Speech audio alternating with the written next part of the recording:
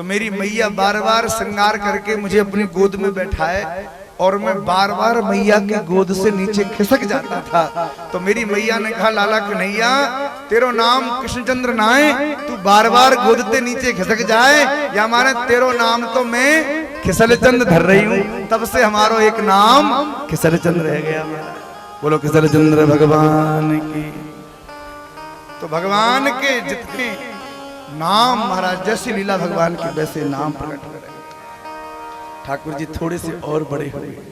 हमारे राम लक्ष्मण भरत शत्रुघ्न अब इतने बड़े हो गए कि महाराज दशरथ जी के आंगन में सुंदर बड़े भाव के साथ विचरण कर रहे हैं। और तीनों रानियां, देखिए जब बालक बड़े होते हैं ना तो धीरे धीरे चलते हैं, घुटनों के बल चलते हैं, फिर किसी दीवार के सहारे को लेके खड़े हो जाते हैं, फिर धीरे धीरे ऐसे चलते हैं कि अब तो गिरने वाले हैं, लेकिन फिर माताएं उनको संभाल लेती हैं। हमारे भगवान भी चल रहे हैं और भगवान को चलता हुआ यदि आपको देखना है तो अपने नेत्रों से मत देखना। भगवान के रूप का दर्शन यदि आपको करना है तो अपने नेत्रों का प्रयोग मत करो। भगवान को देखने के लिए तो किसी न किसी संत की दृष्टि आपके सामने होनी चाहिए। जैसे भगवान को श्री सूरदास जी महाराज ने देखा, जैसे भगवान को श्री गोस्वामी तुलसीदास जी ने देखा। घनश्याम की मूरत देखन को चाहिए सूर्य की आंधेरी आंखें। भगवान का दर्शन करना हो तो सूरदास जी के अंधे नेत्रों से कोई भगवान का दर्शन करे। आज गोस्वामी जी भगवान की उस सुंदर लीला का दर्शन कर रहे हैं। हमारे राम जी महाराज दशरथ के आंगन में चल रहे हैं। अरे ठुमक चलत रामचंद्र बाजत पैजनी, ठुमक चलत रामचंद्र, ठुमक चलत रामचंद्र, ठुमक चलत रामचंद्र, ठुमक चलत रामचंद्र बाजत पैजनिया, ठुमक चलत रामचंद्र बाजत पैजनिया, ठुमक चलत रामचंद्र। किलक किलक उठत धाय, गिरत भूमि लटपटा। किलक किलक उठत धाय, गिरत भूमि लटपटा। धाय मात गोदले, धाय मात गोदले, दशरथ के रनिया, ठुमक चलत रामचंद्र बाजत पैजनिया, ठुमक चलत रामचंद्र बाजत पैजनिया, ठुमक चलत रामचंद्र। तुलसीदास अति आनंद निरख के मुखार, तुलसीदास अति आनंद निरख का मुखार, तुलसीदास अति आनंद निरख के मुखार। रघुबर की छवि समा, रघुबर की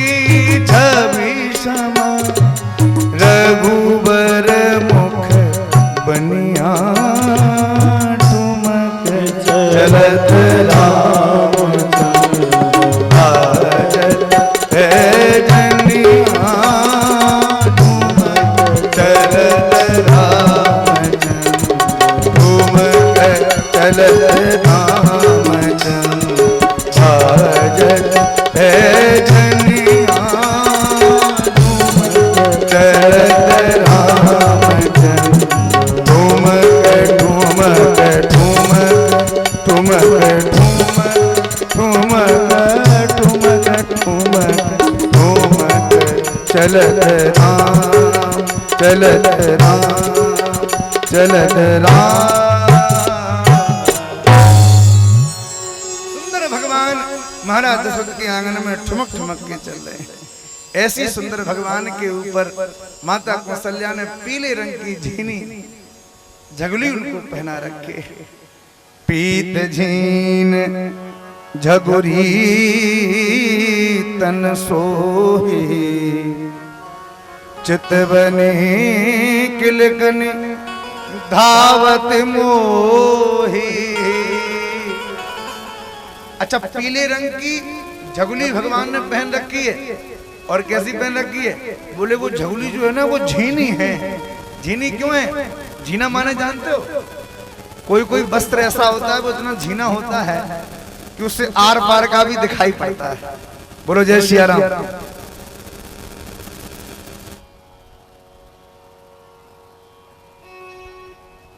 तो भगवान के शरीर के ऊपर झीना वस्त्र है पीले रंग का। क्यों? क्योंकि उस पीले में से थोड़ा नीला भी दिखाई पड़ा है। हमारे भगवान का जो स्वरूप है ना, नीलांबुजश्यामल कोमलांगम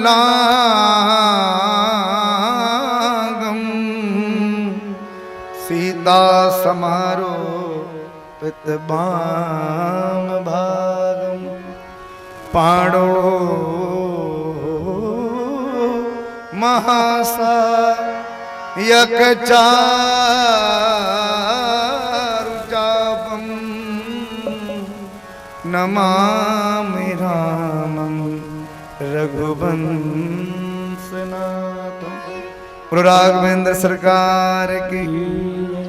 हमारे भगवान जैसे ही खेल खेल में और मणियों से जड़े हुए उस भवन में प्रवेश करते हैं जहां इतनी मणि जड़ी हैं, बड़े बड़े स्तंभों में दर्पण लगे हुए हैं। उन दर्पणों में जब श्री राम जी अपना ही प्रतिबिंब देखते हैं तो हमारे राम जी भयभीत हो जाते हैं। जिनकी भ्रुकुटी मात्र से तीनों लोग ही भयभीत रहते हैं, ऐसे भगवान भयभीत हो रहे हैं। किसको देख के? मणि खंभ में अपने प्रतिबिंब को देख के हमारे राम जी भयभीत हो रहे हैं। महाराज प्रतिबिंब निरखी रघुराई भैंसों भाग चले। प्रतिबिंब निरखी रघुराई भैंसों भाग चले। प्रतिबिंब निरखी रघुराई भैंसों भाग चले। प्रतिबिंब निरखी रघुराई भैंसों भाग चले। जाई लगे जननी की गोद में, जाई लगे जननी की गोद में। भाग के कौशल्या जी की गोद में लिपट गए जाके राम जी। और माता कौशल्या से क्या कहते? माँ अरे भागी चले जननी की गोद में, भागी चले जननी की गोद में। कहीं मुँह ही बचाओ भाई हो, कहीं मुँह ही बचाओ भाई भैंसों भागी चले।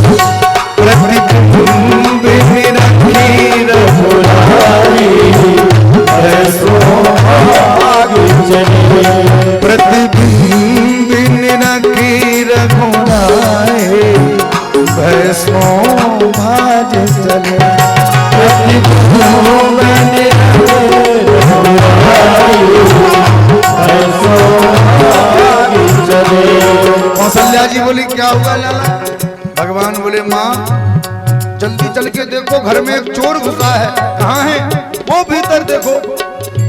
अपने प्रतिबिंब को देख के भगवान कहते हैं चोर है। कौशल्या जी से कहते हैं माँ देखा हूँ मात एक तू जो शिशु, देखा हूँ मात एक तू जो शिशु। देखा हूँ मात एक तू जो शिशु,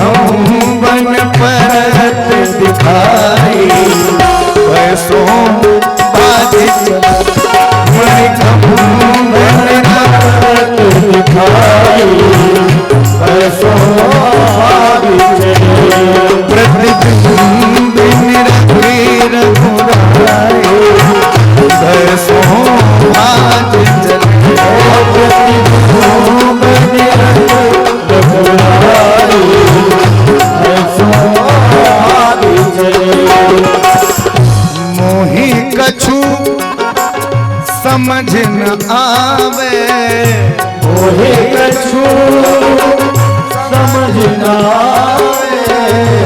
बेटा हमारी समझ में नहीं आता तू क्या देख के आया। का आप रही समझाए वो का आप रही समझाए बसों भाज चले प्रतिबिंब मेरा रघुराई बसों भाज चले प्रतिबिंब मेरा रघुराई बसों भाज चले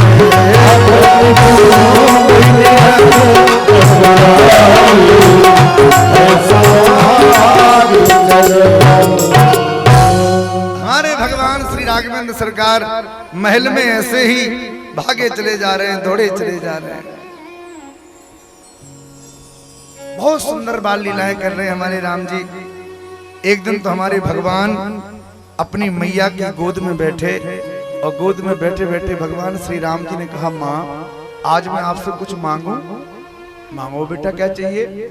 राम जी ने तुरंत आकाश की तरफ देख के कहा, मैया ये चंद्रमा हमें दे, चंद्रमा चाहिए। बोलो जय सिया राम। भगवान कृष्ण भी कभी कभी यशोदा मैया से कहते हैं, मैया मोही चंद्र खिलौना नहीं हो, हमें चंद्रमा चाहिए। आज राम जी भी रूठ गए, माँ मैं तो चंद्रमा से खेलूंगा, मुझे चंद्रमा दीजिए। जननी की साड़ी को अंचल कही रूठे राम, मैया मोह चंद्र देव बचन उचारे हैं, माँ मुझे चंद्रमा दे। अब तो इतने रूठे कि रोवे सो रोवे, हमारा चुप ही ना हो गए। कौशल्या जी ने कहा, लाल जी चंद्रमा कोई ऐसी वैसी वस्तु है जो तुम्हें लाके दे दे? जननी की साड़ी को अंचल कही रूठे राम, मैया मोह चंद्र देव बचन उतारे हैं, भूतल पे चंद्र को उतारवो का खेल लाल, अनहोनी बात नहीं बस की हमारे। ये बात हमारे बस की बात नहीं, हम कैसे उतारे? कौशल्या जी कह रही हैं कि राम जी हमारे बस की बात नहीं है, चंद्रमा को हम धरती पे कैसे उतारे? पर इस भाव को संतों ने बड़े प्यार से दिया महाराज। जननी की साड़ी को कहीं अंचल कहीं रूठे राम, मैया मोह चंद्र देव बचन उचारे हैं, भूतल पे चंद्र को उतारवो का खेल लाल, भूतल पे चंद्र को उतारवो का खेल लाल, अनहोनी बात नहीं बस के हमारे है, पर सोचत राजेश प्रभु जननी तुम्हारे गेह, भूतल पे चंद्र को उतारवो कठिन का है। अरे माँ तुम कहती हो चंद्रमा को उतारना कठिन है, अरे भूतल पे चंद्र को उतारवो कठिन का है। आपने तो रामचंद्र धरती पे उतारे, आपने जिसने रामचंद्र को धरती पे उतार दिया हो, वो इस छोटे से चंद्रमा के लिए कहती है कि मेरे बस की बात नहीं। हमारे राघवेंद्र सरकार और थोड़े बड़े बड़े महाराज गोस्वामी जी कहते हैं, भगवान अब इतने बड़े हो गए कि भगवान अपने मित्रों के साथ, अपने छोटे भाइयों के साथ राम जी खेल खेल रहे हैं। और खेल भी ऐसा खेल रहे हैं जिस खेल में केवल राम जी ही नहीं जीत रहे, राम जी भरत जी को भी जिता देते हैं, लखनलाल जी को, अपने भाइयों को जिता देते हैं हमारे राम जी। भैया राम जी के जैसा खेल दुनिया में कोई नहीं खेल सकता है। राम और भरत जी का तो ऐसा अद्भुत खेल है, जिस खेल के बारे में यदि आप लोग सुनोगे तो आश्चर्य करोगे महाराज। राम भरत में आज छिड़ गई भैरों एक लड़ाई, 14 बरस लड़ेंगे दोनों, चलो देखने भाई। एक और श्री राम और भरत शील व्रतधारी, अवध राज को गेंद बना दोनों ने ठोकर मारी। राम जी भरत जी के जैसा खेल कौन खेल सकता है, जिन्होंने अवध के राज को गेंद का रूप दे दिया। राम जी ठोकर मार रहे हैं, भरत जी तुम्हारा है, और भरत जी कह रहे हैं नहीं नहीं प्रभु ये सब आपकी संपत्ति है। भरत जी कहते हैं नाथ संपत्ति सब रघुपति के आही, सब आपकी संपत्ति है। एक बात बताओ, बड़े पुत्र को राज सिंहासन मिल रहा हो, स्वाभाविक संपत्ति का अधिकारी बड़ा बेटा, राम जी को संपत्ति मिल रही है, पूरा राज्य मिल रहा है, और राम जी को जैसे ही 14 वर्ष का वनवास मिला, भरत को राज तिलक मिला, तो राम जी के मन पर ये बात नहीं आई कि हमें क्यों नहीं मिला। राम जी को जब राज तिलक की घोषणा करी गई तो राम जी के मन में न किसी प्रकार की प्रसन्नता थी, और राम जी को जब वनवास मिला तो राम जी के मुख पर किसी प्रकार की उदासीनता नहीं थी। दोनों हाल में एक जैसे थे राम जी। भरत जी जब पहुंचे तो भरत जी ने कहा कि भैया ये तुम्हारी संपत्ति है। राम जी कहे नहीं नहीं तुम्हारी है। भरत जी कहे अरे प्रभु हमारी नहीं, सब आपकी संपत्ति है। अब बताओ आप आज के जमाने में यदि भाई भाई की संपत्ति को ले ले तो बताओ, यहाँ राम जी कह रहे हैं भरत जी कह रहे हैं राम जी की संपत्ति सब रघुपति के आही, और राम जी कहते हैं भरत तुम भले कहते हो कि संपत्ति हमारी है, पर हमारी संपत्ति नहीं है। भरत प्राण प्रिय पावहि राजू, तुम मेरे प्राणों से प्रिय हो, इसलिए इस राज्य के अधिकारी तुम हो, तुम अपने पास रखो। राम जी का राज भरत जी को मिल गया, और राम जी कह रहे हैं तुम मुझे प्राणों से प्रिय हो। आज के जमाने में किसी भाई का हिस्सा यदि किसी को दे दिया जाता तो वो किसी से कहता कि तुम मुझे प्राणों से ज्यादा प्रिय हो, वो तो ये कहता है कि तुम प्राणों से ज्यादा प्रिय भले ना हो, पर तुम्हारे प्राण प्रिय हमें बहुत हैं। प्राणों के पीछे पड़ जाए महाराज, मारने के पीछे पड़ जाए, पर प्राणों से ज्यादा प्रिय थोड़ी हो सकता है। आज राम लक्ष्मण भरत शत्रुघ्न दोनों खेल खेल रहे। कैसा खेल? गेंद का खेल। राम जी के पास जैसे ही गेंद खेलने के लिए चारों भाई खड़े हुए, तो अब भाई खेल तो तब पूरा होगा जब खेल में दूसरा पक्ष भी बने। अब तो सब भाई राम जी की तरफ खड़े हो गए। लखन जी तो राम जी को कभी छोड़ते ही नहीं है। लखन जी बोले हम तो राम जी की तरफ रहेंगे। अब विपक्ष में कौन जावे? भरत जी ने कहा कि चलो कोई बात नहीं, मैं खड़ा हो जाता हूँ। भरत जी विपक्ष में खड़े हो गए। किसी ने कहा भरत जी आपको इतना भी भान नहीं है कि आप राम जी के विरोध में खड़े हो रहे हो, राम जी के विपक्ष में खड़े हो रहे हो? अरे आप तो राम जी के बड़े प्रेमी हो। भरत जी ने कहा कि देखो भाई हम राम जी के प्रेमी हैं, रहे हैं और रहेंगे, सदा रहेंगे। विपक्ष में खड़े होने के दो फायदे हैं। बोले क्या?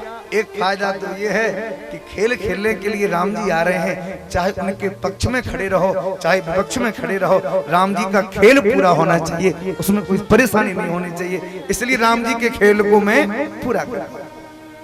दूसरा फायदा एक और है, राम जी के पक्ष में जो खड़े रहेंगे ना वो राम जी को नहीं देख पाएंगे, और जो विपक्ष में खड़े रहेंगे वो राम जी को टकटकी लगा के देख पाएंगे। इसलिए मेरे नेत्रों का वास्तविक फल तो विपक्ष में खड़े होने पर ही प्राप्त होगा। अब गेंद का खेल शुरू हुआ। भरत जी महाराज ने गेंद में ठोकर मारी, राम जी के चरणों तक गेंद पहुंची। जैसे राम जी के चरणों पर गेंद आई तो राम जी ने उस गेंद में इतनी तेजी से ठोकर मारी कि फिर भरत जी के पास भरत जी के पास जैसे ही गेंद आई तो भरत जी ने फिर तेजी की ठोकर मारी, और वो गेंद फिर राम जी के पास चली गई। जैसे राम जी के पास गेंद गई कि अब की बार राम जी ने उस गेंद को ठोकर नहीं मारी, अपने चरणों में रख लिया। किसी ने भरत जी से कहा भरत जी बताओ आपने राम जी के द्वारा भेजी गई गेंद में अपने चरण का प्रहार किया? भरत जी ने कहा कि बिल्कुल ठीक किया। क्यों? अरे भाई ये जीव राम जी के चरणों से संसार में जन्म लेता है, और जन्म लेने के बाद जब संसार की ठोकर खाता है तो ठोकर खाते खाते किसी भरत जैसे महात्मा के चरणों में पहुंच जाता है। तो संतों का तो एक ही काम है कि संसार के जीव जब उनके चरणों में आते हैं तो संतजन अपने चरण का ऐसा प्रहार करते हैं कि सीधे भगवान के चरणों से लग जाते हैं। राम जी के चरणों से जाके गेंद लग गई महाराज। राम जी से कहा राम जी बताओ, भरत जी ने आपको गेंद फेंकी आपके चरणों में, पर आपने वापस नहीं करी। आप चाहते तो आप भी पाद का प्रहार करते। राम जी ने कहा कि देखो भाई भरत जी के द्वारा कोई मेरे चरणों तक आवे, मतलब संत के द्वारा कोई मेरे चरणों तक आ जाए तो फिर वो कैसा भी हो, कितने भी पाप किए हो महाराज, कोटि विप्रबध लागे जाओ,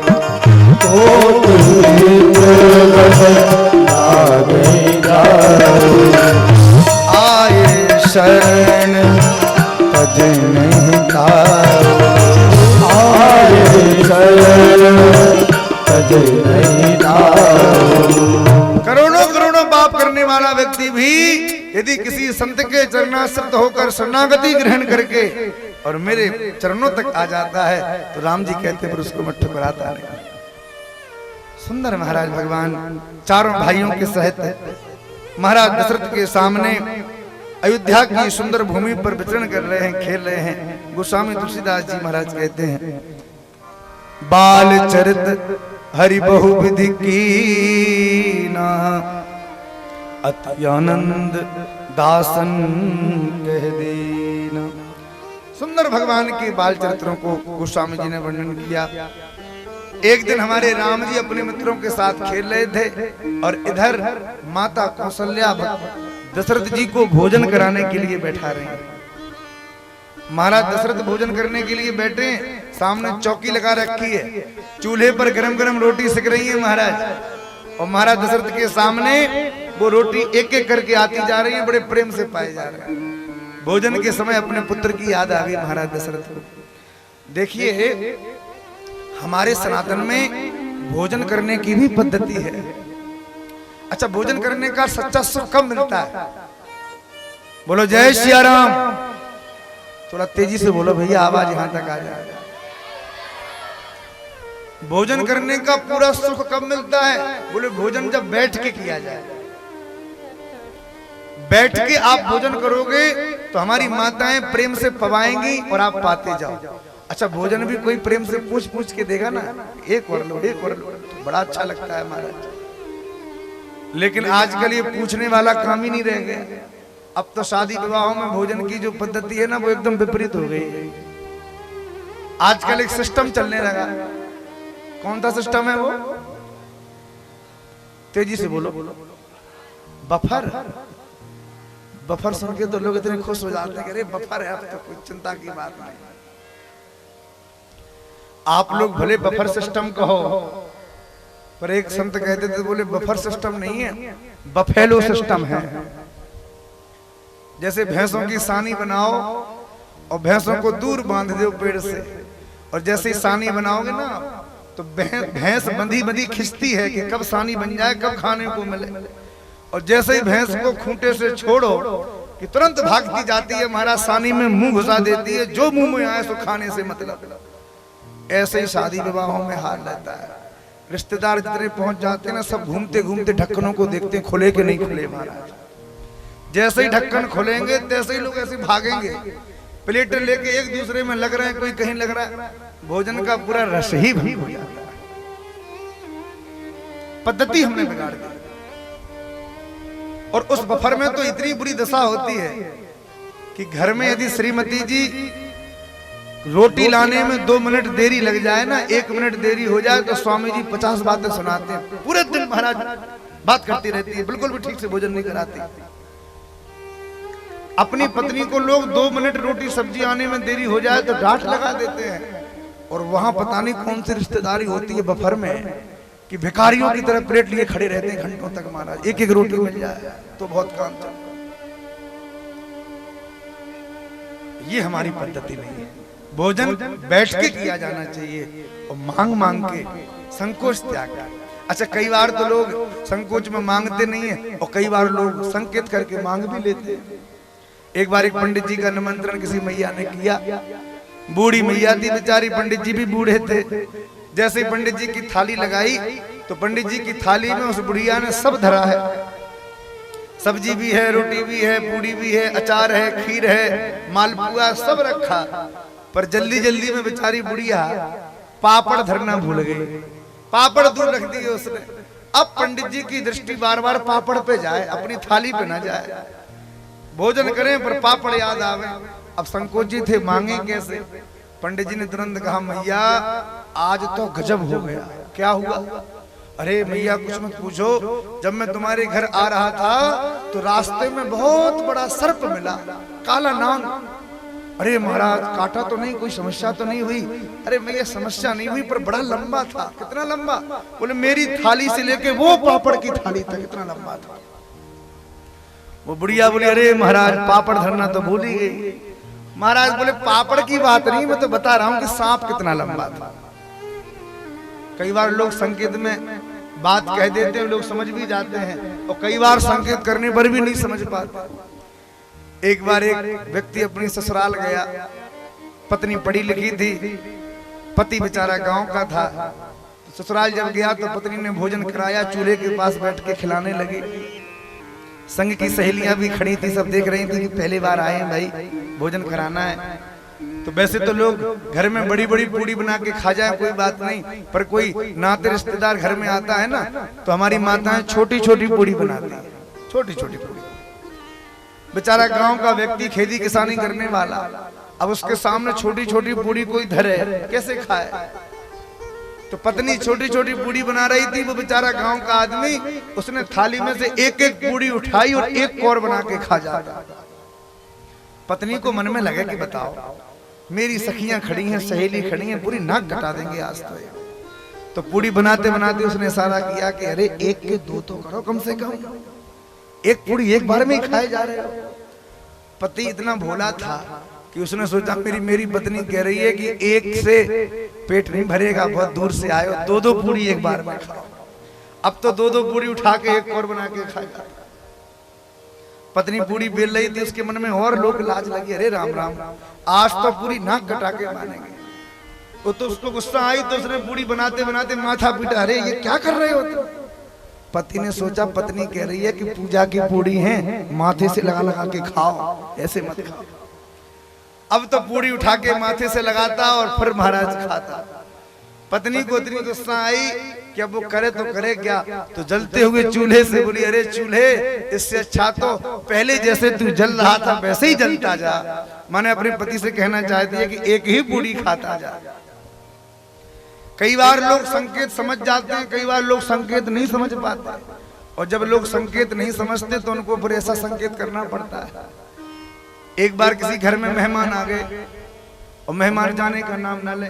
अच्छा, घर में जब मेहमान आते हैं ना, तो पहले दिन तो हमारी माताएं थाली ऐसी सजाती हैं कि पूछो, 4-5 कटोरी लगती है थाली में, 2-3 सब्जी बनती है, एक दाल बनती है, रायता, खीर, पूड़ी, पापड़, अचार, नमकीन, जाने क्या क्या। और मेहमान यदि दूसरे दिन रुक जाए तो दूसरे दिन थाली में से 2 कटोरी कम हो जाती है, पर केवल एक सब्जी एक दाल रह जाती है। तीसरे दिन मेहमान फिर भी ना जाए तो हमारी माताएं फिर क्या कहती हैं, फिर केवल एक ही सब्जी बना दें और अचार धर देंगी, पापड़ हो गया बस। फिर भी मेहमान घर को छोड़ के ना जाए तो हमारी माताएं फिर कड़ी बनाती हैं। कड़ी बनाने का मतलब है कड़ी पकौड़ी बेसन की। अरे 4 दिन हो गए रहते रहते, कड़ी पकौड़ी बेसन की, रास्ता पकड़ो स्टेशन की, अब तो जाओ, क्या अब भी नहीं जाने वाले? एक बार एक घर में मेहमान जाने का नाम ही ना ले, तो पति ने अपनी पत्नी से कहा कि देवी 4 दिन हो गए, ये तो जाने वाला नहीं है, एक काम करो, मैं तुमको मेहमान के सामने डांटूंगा और तुम रो रो के कहना कि जब देखो जब मुझे डांटते रहते हो, और गुस्से में कहना कि मैं नहीं बनाऊंगी भोजन, जाओ यहां से। पत्नी ने कहा ठीक है। पति ने समझा दिया। मेहमान बैठा था बाहर के कमरे में, पति आया और अपनी पत्नी को डांट के बोला कोई काम ठीक से नहीं करती। पत्नी रोने लगी, फूट फूट के रो के बोली जब देखो जब मुझे डांटते रहे तो जाओ, नहीं बनाना भोजन, खाओ जो खाना हो। पति ने कहा मत बना, मुझे नहीं खाना। मेहमान ने सोचा कि कोई बात नहीं, ये तो नहीं खाएगा, पर मुझे तो भूख लगी है, चलो कोई बात नहीं, 4 दिन हो गए, अब तो चलते हैं। मेहमान ने अपना थैला उठाया, अच्छा भैया चलें, वो तो चाहते ही थे कि तुम चले जाओ। मेहमान थैला लेके बाहर निकले। पति ने अपनी पत्नी से कहा ऐसे रो रही थी जैसे सच में डांट दिया हो। अरे हम तो झूठ माट का डांट रहे थे, तू तो ऐसे रो रही थी जैसे सच में डांट दिया हो। पत्नी बोली अरे मैं भी झूठ माट का रो रही थी। अरे वो तो रोने में कभी कभी आंसू आ जाते हैं। थोड़ी देर में वो मेहमान थैला लेके आए, बोले हम भी झूठ माट के ही गए थे, सच में हम नहीं गए, अभी सच में नहीं गए, झूठ माट के ही गए। तो कई बार संकेत लोग न समझे तो उनको समझाना। हमारी माता कौशल्या महाराज दशरथ को प्रेम से भोजन करा रही हैं, और महाराज दशरथ भोजन करते करते अपने पुत्र राम को याद कर रहे हैं। भोजन करत बुलावत राजा, भोजन करत बुलावत राजा,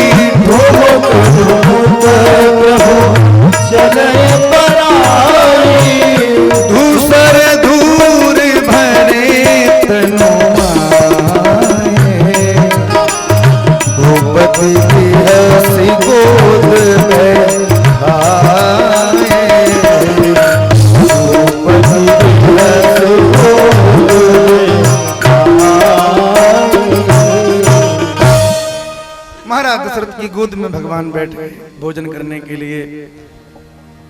महाराज दशरथ सब कुछ खिलाते जाते, भगवान श्री राम जी को पाते जाते। कौशल्या जी कहती हैं बस एक रोटी और ले लो। महाराज दशरथ कहते बस देवी पेट भर गया, अब जगह नहीं है, भर गया पेट भर गया। राम जी ने कहा पिताजी पेट भर गया? हाँ बेटा भर गया। मैं देखूं? देख लो। हमारे राम जी की छोटी छोटी उंगलियां हैं, छोटा सा हाथ है। हमारे राम जी महाराज दशरथ के पेट के ऊपर हाथ घुमाने लगे। दशरथ जी का मोटा पेट है महाराज, गहरी नाभि है। भगवान ने जैसे पेट के ऊपर हाथ घुमाया तो भगवान की छोटी सी उंगली महाराज दशरथ की नाभि में चली गई। जैसे नाभि में उंगली गई तो भगवान बोले पिताजी अभी तो पेट में जगह है, अभी नहीं भरा पेट। कड़ी की कटोरी में से एक पकौड़ी निकाली, नाभि में घुसाई, ऊपर से कड़ी पोत दी। पिताजी अब भर गया पेट, पूरा पेट भर गया, अब कहीं जगह नहीं। बोलो जय सिया राम। हमारे भगवान धीरे धीरे बड़े हुए और गोस्वामी जी कहते हैं भगवान को पढ़ाई लिखाई करने के लिए गुरुकुल भेजा गया। गुरुगृह गए पढ़त रघुराई, अल्पकाल विद्या सब आई। अरे जिन भगवान की श्वास प्रश्वास वेदों की ऋचाएं प्रकट करती हैं, वेद भी जिनकी स्तुति करते करते नेत नेति कहने लग जाते हैं, ऐसे प्रभु भी कहीं महाराज पढ़ेंगे। जाकी सहज श्वास सुरति जारी, सो हरि पढ़ यह कौतुक भारी। हमारे भगवान ने फिर भी अपना विद्यारंभ संस्कार पूरा किया और भगवान ने पढ़ाई लिखाई पूरी करी। जैसे महाराज भगवान पढ़ के अयोध्यापुरी पधारे, इधर श्री विश्वामित्र जी महाराज के मन में चिंता प्रकट होने लगी। किस बात की चिंता? बड़े बड़े दैत्य इनके यज्ञ को नष्ट कर देते हैं। विश्वामित्र जी के मन में बड़ी चिंता प्रकट हुई। तुरंत याद आया महाराज दशरथ के यहाँ साक्षात ब्रह्म नारायण राम जी के रूप से प्रकट हुए, क्यों ना मैं मांगने के लिए जाऊं।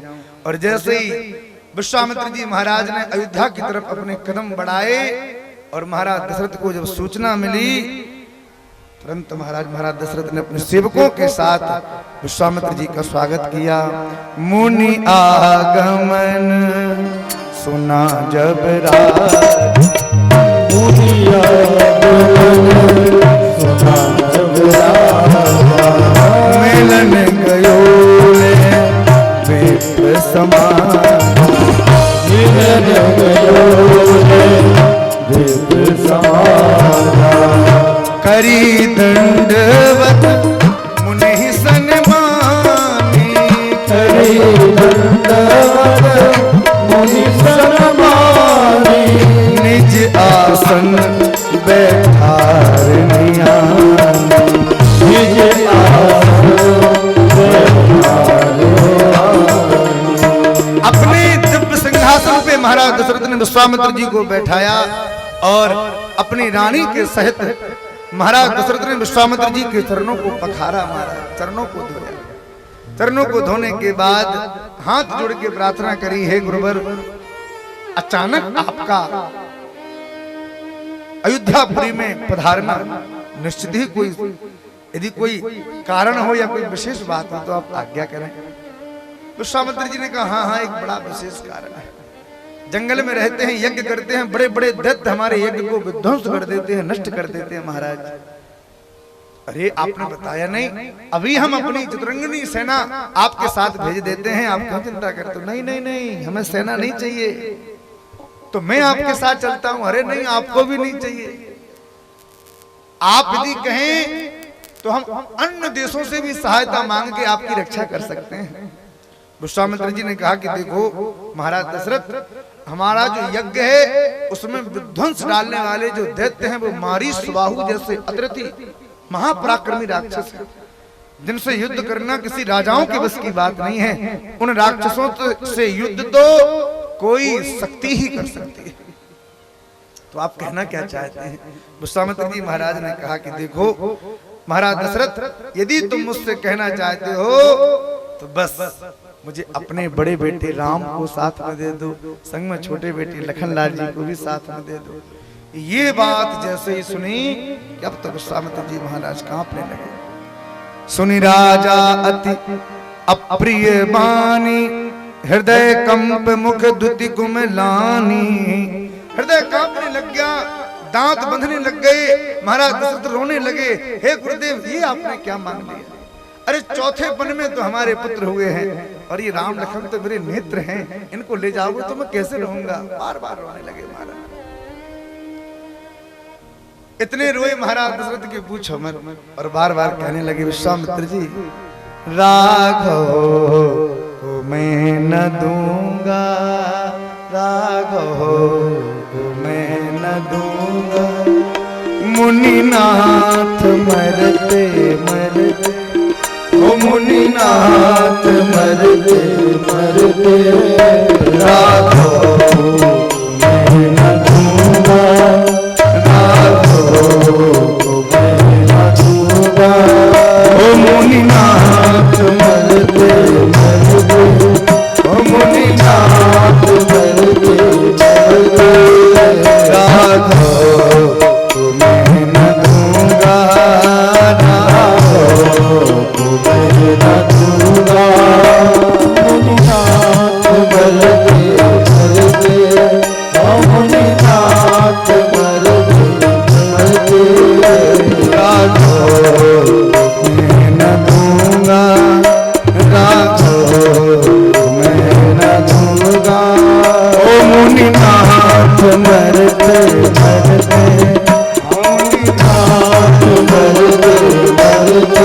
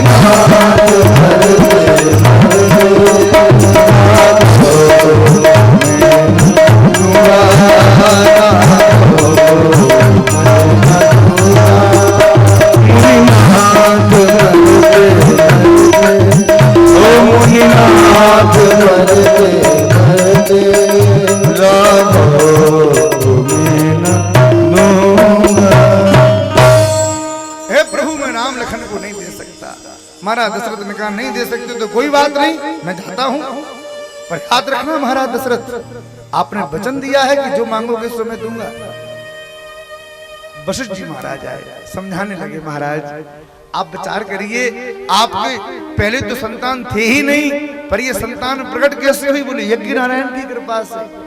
वशिष्ठ जी महाराज बोले महाराज दशरथ, उसी यज्ञ के ऊपर ही संकट आया है, जिस यज्ञ की कृपा से आपको राम लखन भरत शत्रुघ्न मिले, आज उसी यज्ञ की रक्षा के लिए विश्वामित्र जी लेने आए, इसलिए जाने दो।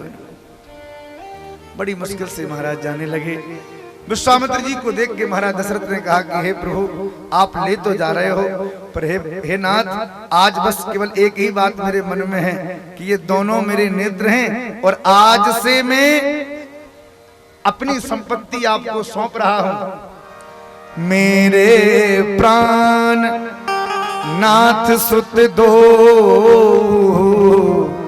तुम मुनि पिता आन नहीं को। हे मुनि, आज से इन राम लक्ष्मण के तुम पिताजी हो, पिता का अधिकार मैं तुम्हें देता हूं। अच्छा, पिता क्यों बना दिया?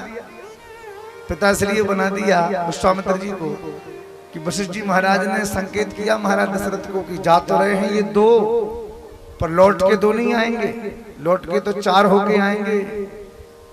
राम जी अकेले नहीं आएंगे, संग में सीता जी आएंगे, लखनलाल जी अकेले नहीं आएंगे, उर्मिला जी आएंगे। तो हे महाराज दशरथ, अब जब ये जा रहे हैं दो और लौट के आएंगे चार, तो इनको आशीर्वाद देने के लिए विवाह में पिताजी की तो जरूरत पड़ेगी कि नहीं पड़ेगी?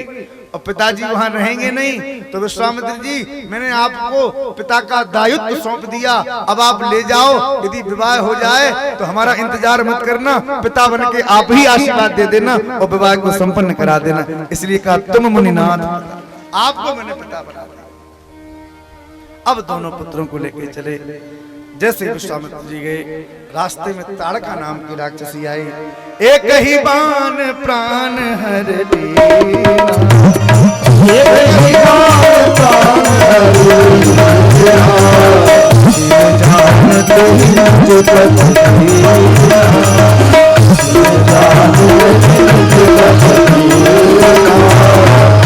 सुंदर महाराज एक ही बाण में ताड़का नाम की राक्षसी सामने आई। भगवान ने उसका वध कर दिया और रात्रि में जैसे ही पहुंचे विश्राम किया, सुबह स्नान ध्यान किए, संतों ने सुंदर यज्ञशाला सजाई और राम लक्ष्मण दोनों धनुष बाण लेके खड़े हो गए। गुरुदेव चिंता मत करो, आप तो यज्ञ करो, हम आपके यज्ञ की इच्छा करेंगे। प्रातः कहा मुनि सन रघुराई, निर्भय यज्ञ करो तुम जाई। होम करने लागे मुनि झारी, होम करने लागे मुनि झारी। आप रहे मत के रखवारी, आप रहे मत के रखवारी, आप रहे मत के रखवारी, आप रहे मत के रखवारी। राम लक्ष्मण दोनों धनुष बाण लेके खड़े हो गए यज्ञ की रक्षा करने के लिए। देखिए, राम जी के चरित्र से हमको शिक्षा लेनी चाहिए। हमारे धर्म के प्रति यदि कोई कुठाराघात करे तो हमको भी शस्त्र लेके अपने धर्म की रक्षा करनी चाहिए। ऐसे कौन से देवता हैं बताओ जिनके हाथ में शस्त्र न हो? हम सनातन धर्मावलंबी जितने भी लोग हैं ना, हम वैसे तो प्रयास करते हैं कि लोग हमारे बातों से मान जाएं, शास्त्र का उदाहरण देते हैं, शास्त्र की बात लोगों को समझाते हैं। पर जब लोग शास्त्र की बात नहीं मानते तो फिर एक काम करना पड़ता है। क्या? शास्त्र में से एक डंडा हटा दो, शास्त्र को लिखो और शास्त्र में से एक डंडा हटा दो तो क्या होगा? वही शास्त्र शस्त्र बन जाएगा। हमारे सनातन में प्रत्येक देवी देवता के हाथ में शस्त्र है। अब हम आपसे पूछें कि कोई कहे कि राम जी की जैसी करुणा कृपा किसी में नहीं है, हनुमान जी की जैसी कृपा कौन करे भाई, माता दुर्गा की जैसी कृपा कौन करे, माँ है। अरे भैया, कृपा की तो मूर्ति है, कृपा के सागर तो हैं, पर भैया इनके हाथ में शस्त्र भी हैं। क्यों? क्योंकि भैया समय समय पे कृपा भी बरसानी पड़ती है और समय आने पे कभी शस्त्र भी उठाना पड़ता है। पर ये शस्त्र अपनों के लिए मत उठाना। हमारे धर्म की जो जड़ों को काट रहे हैं, जो विद्रोही हैं, हमारे सनातन धर्म के प्रति जो उंगली उठाते हैं, हमारे धर्म की जो निंदा करें, हमारे गुरुजनों की जो निंदा करें, हमारे भगवान के मंदिरों को जो तोड़ें, हमारे भगवान का जो अपमान करें, यदि ऐसे विधर्मी हमारे सामने आ जाएं तो भैया शास्त्र की भाषा जब ना माने तो शस्त्र को उठाने में कभी हिचकना मत मारा। बोलो जय सिया राम। वेदांत हमारा स्वाभिमान, शिष्टता हमारी सीता है। हर रोज हमारा रामायण, हर रोज हमारी गीता है। जब तक होती शांति हृदय में तब तक हम रहते हैं केवल भारत। जब तक होती शांति हृदय में तब तक हम रहते हैं केवल भारत। जब प्रलय युद्ध छिड़ जाता है तो हम ही हो जाते हैं महाभारत। जब जीवन में हमारे धर्म के प्रति कोई उंगली उठावे तो महाभारत करने में देरी मत लगाना महाराज, क्योंकि हमारे राघवेंद्र सरकार भी उन विधर्मियों से लड़ने के लिए हाथों में धनुष बाण लेके खड़े हैं। और जैसे ही सामने मारी सुबाहु जैसे दैत्य आए, भगवान ने उनका एक एक बाण में महाराज उद्धार किया। लंका से दूर जाके 100 योजन दूर जाके गिरे। बोलो दुष्ट निकंदन भगवान की। सुंदर महाराज राम जी ने जैसे ही दैत्यों को मारा, मारने के बाद गुरुजी से कहा, अच्छा गुरुजी अब आपका काम हो गया, यज्ञ हो गया, अब हम जाएं अयोध्या। तो स्वामित्र जी ने कहा नहीं अभी नहीं। क्यों? बोले अभी तो आपने हमारे यज्ञ को पूरा किया है, अभी एक यज्ञ और रह गया है। कौन सा? धनुष यज्ञ सुनी रघुकुल नाथा, धनुष यज्ञ सुनी रघुकुल नाथा, धनुष यज्ञ सुनी रघुकुल नाथा, धनुष यज्ञ सुनी रघुकुल नाथा, हरस चले मुनि वर के साथा, हरस चले मुनि वर के साथा, हरस चले मुनि वर के साथा, हरस चले मुनि वर। सुंदर महाराज धनुष यज्ञ की ओर जाने लगे।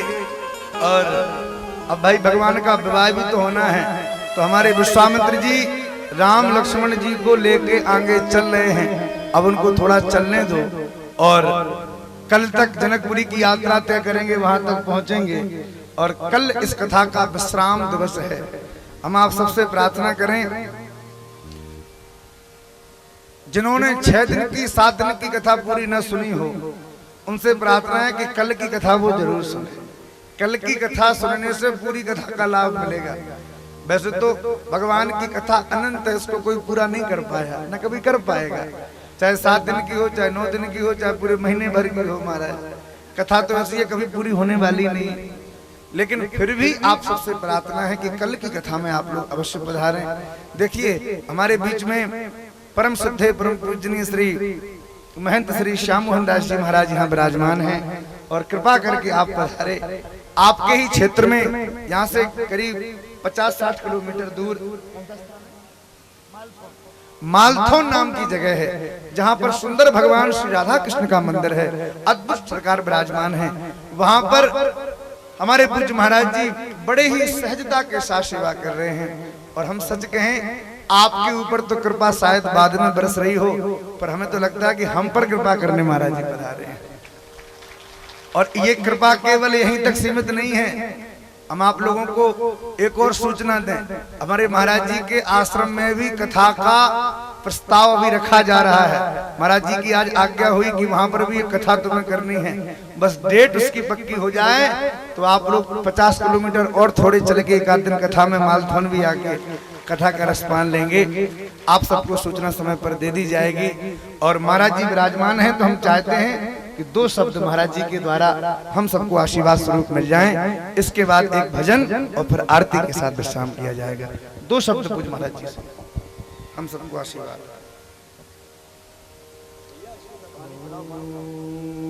श्री गुरु शरण कमलेभ्यो रामाय रामभद्राय रामचंद्राय वेद्यसे रघुनाथाय नाथाय सीताय पतये नमः। श्री वेद पुरुषाय नमः। अनंत बलवंत श्री हनुमंत लाल जी की समुपस्थिति में श्री व्यास पर विराजमान श्री व्यास जी महाराज के चरणों में सादर प्रणाम करते दंडवत करते हुए हम सब बड़े सौभाग्यशाली हैं कि ब्रजधाम से पधार कर हम सबको तन मन धन पवित्र करने के लिए श्री व्यास जी महाराज ने हम लोगों पर बड़ी अनुकंपा की है। क्योंकि कहते हैं तन पवित्र सेवा किए, धन पवित्र किए, दान मौन पवित्र, हरि भजन सो होत त्रिविध कल्याण। तो ये ऐसा यज्ञ है कि जिसमें तन मन धन का सहयोग हम सबका लगता है। आप कितना भी महंगे से महंगे साबुन से नहा लीजिए, लेकिन तन तो पवित्र स्वच्छ हो जाएगा, लेकिन हमारा मन पवित्र नहीं होगा। क्योंकि मन पवित्र तो श्री रामचरितमानस से, श्री भगवत चरित्र से और ऐसे महान व्यास संतों के मुखारबिंद से भगवत चर्चा और उनकी कृपा से हम सब श्रीमद् भागवत पुराण आदियों का वाचन श्रवण करते हैं, तब हमारा मन पवित्र हो सकता है। तन पवित्र उनकी सेवा करने से और मठ मंदिरों में सेवा करने से हमारा तन पवित्र होता है। और ऐसे ही हमारे गांव क्षेत्रों में ऐसी भगवत सरिता हमेशा बहती रहे। कम से कम वर्ष में एक बार तो हम प्रभु से कुछ अपना दान सहयोग से उनकी कथा का श्रवण पान करें। तो क्यों ना हम हर वर्ष इसी भांति हम संकल्प लेकर के जाएं कि हमारे ग्राम क्षेत्र में हर वर्ष प्रभु की महिमा ऐसी ही गाते रहें हमारे व्यास जी महाराज, और हम सबको ऐसे ही आशीर्वाद देते रहें। तो हम बड़े बहुत सौभाग्यशाली हैं कि आज गंगा यमुना सरस्वती हमको प्रयागराज जाने की जरूरत नहीं है। आज हमारे ही दरवाजे गंगा यमुना सरस्वती बन करके प्रवाह हो रही हैं, और हम कितने बड़े सौभाग्यशाली हैं कि हम उसमें बारंबार गोता लगा रहे हैं। तो व्यास जी महाराज से यही प्रार्थना है कि हम सबको यूं ही भगवत चरित्र श्रवण कराते रहें और हम लोगों का तन मन धन पवित्र करते रहें। इसी वाणी के साथ में जय श्री राधे, जय श्री श्याम।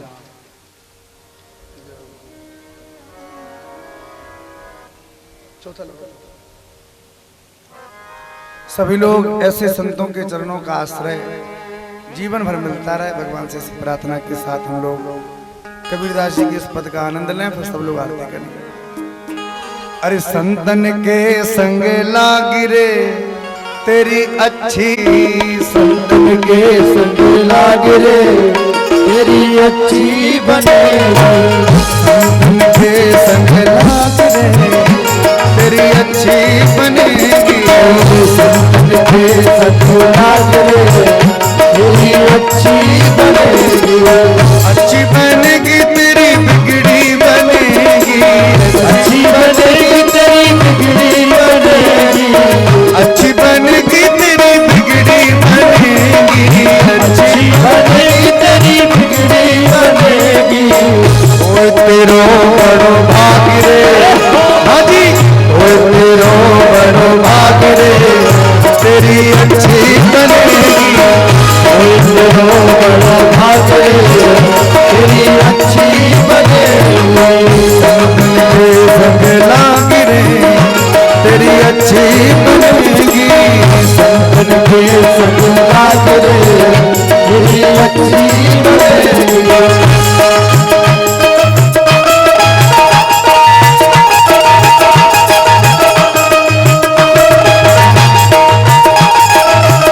दोनों हाथों की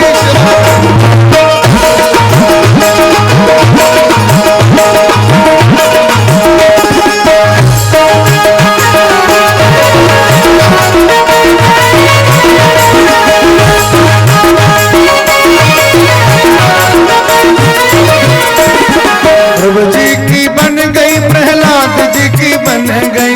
प्रभु जी की बन गई, प्रहलाद जी की बन गई। प्रभु जी की बन गई, प्रहलाद जी की बन गई। प्रभु जी की बन गई, प्रहलाद जी की बन गई। जाए कुल के दाग रे हाजी, जाए कुल के दाग रे तेरी अच्छी बनेगी।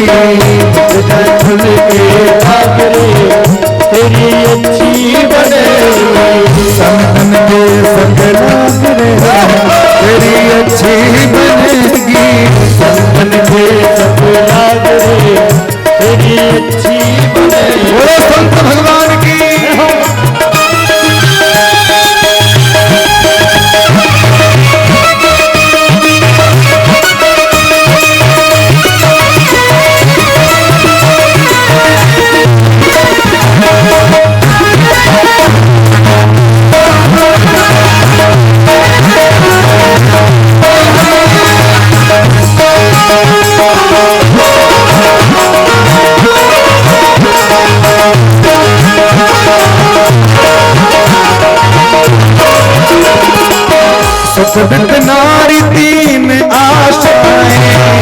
नारी तीन आशाएं सुदवित नारी तीन आशाएं सुदवित नारी तीन आशाएं तीन आशाएं तीन आशाएं सुदवित नारी तीन आशाएं सुदवित नारी तीन आशाएं त्याग सके तो त्याग रे त्याग सके तो त्याग रे तेरी अच्छी बने त्याग सके तो त्याग रे तेरी अच्छी बने संतन के संग लाग रे तेरी अच्छी बने संतन के संग लाग रे तेरी अच्छी बने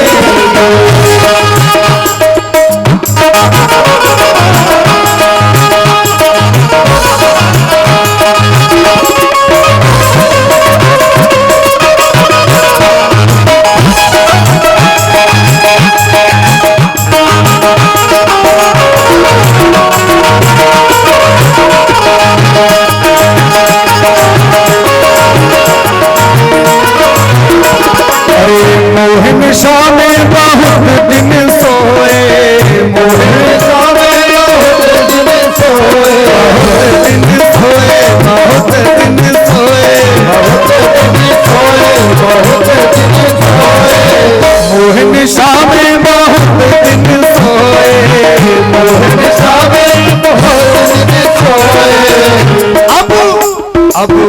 अब जाग सके तो जाग रे अब जाग सके तो जाग रे तेरी अच्छी बने जाग सके तो जाग रे तेरी अच्छी बने संतन के संग लाग रे तेरी अच्छी बने संतन के संग लाग रे तेरी अच्छी बने कहत कबीर सुनो भाई साधो कहत कबीर सुनो भाई साधो भाई साधो सुनो भाई साधो सुनो भाई साधो सुनो भाई साधो कहत कबीर सुनो भाई साधो कहत कबीर सुनो भाई साधो रामचरण अनुराग रे हाँ जी रामचरण अनुराग रे तेरी अच्छी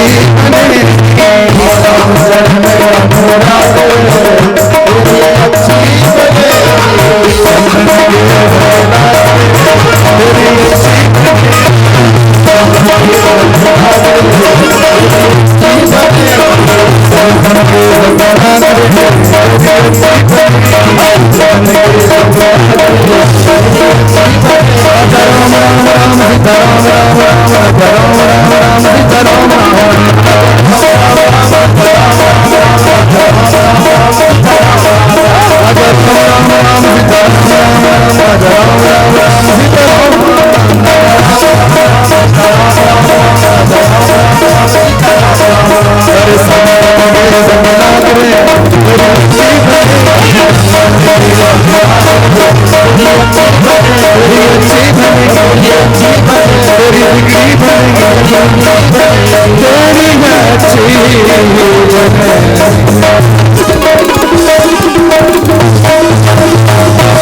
संत भगवान की श्री हनुमान जी महाराज की सभी लोग आरती करें और प्रसाद लें।